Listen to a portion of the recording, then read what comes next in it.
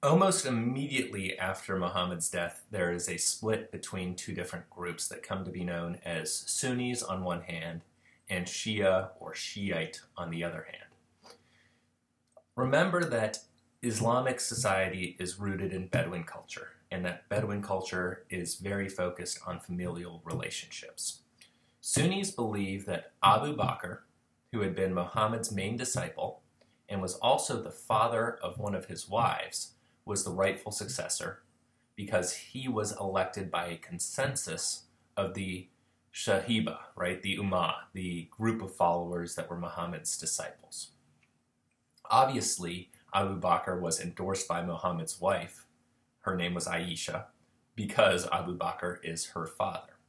He here is portrayed on the left in the early periods of his reign. Shias, on the other hand, believe that Muhammad divinely ordained his cousin, who was also his son-in-law, Ali. Ali had married Fatima. That meant that he was married to Muhammad's daughter, and he had also fathered grandsons of Muhammad. So the way that Ali presents this is that in accordance with the command of Allah, Ali had created descendants for Muhammad, and therefore the lineage should be passed through him and Muhammad's daughter. Well, early on at least, Abu Bakr wins. Muhammad's advisors select him. He is one of Muhammad's closest friends. He's the father of his second wife. He's his most devoted disciple. And they choose him to serve in a new role as the Caliph, spelled either C-A-L-I-P-H or K-I-L-I-F, depending on how you want to translate it into English. This basically means deputy.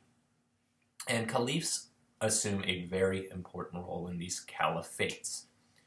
They are the sole head of state. They are the chief judge. They are the military commander, the religious leader. And what Abu Bakr does is he moves very firmly and quickly to unify Islamic society under his rule.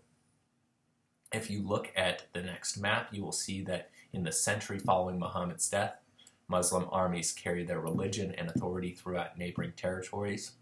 They attack the Byzantine Empire, which is an offshoot of Rome. They attack the Sassanid Empire, which is basically the modern version of the Persian Empire. They do those things when they aren't worried about internal difficulties.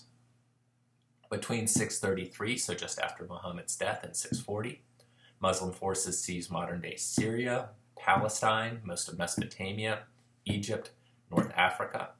If we fast forward a little bit, by 651, they topple the Sassanid dynasty and bring Persia into their expanding empire. Between 711 and 718 AD, so not quite 100 years after Muhammad dies, they conquer most of the Iberian Peninsula, which is where Spain is. They threaten a group of German people called the Franks, living in modern-day France. So things are moving pretty quickly. After Abu Bakr dies, two more caliphs rule Muslim society, but there is a lot of disunity within ruling circles, a lot of two camps being developed. And at this point, Ali is still alive. And he ends up taking control following the assassination of one of those two caliphs. And what you see here is an image of him at an important battle. It's called the Battle of the Camel, one of my favorite battle names in all world history, where he actually was fighting Aisha, Abu Bakr's daughter, who was opposing him. She actually even believed that he was responsible for the assassination of the previous caliph. Well, her forces are defeated at this battle. She's escorted back to Medina, and in this, we've got the rise of a Shia faction.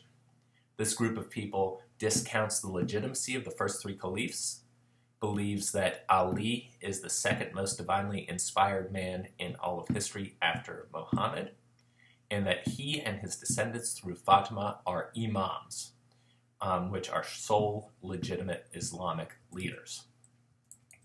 That kind of gets us to a period of stability, and we'll move forward, take a look at the map on the next slide to think about how these things spread, and then we'll jump into the Umayyad Empire.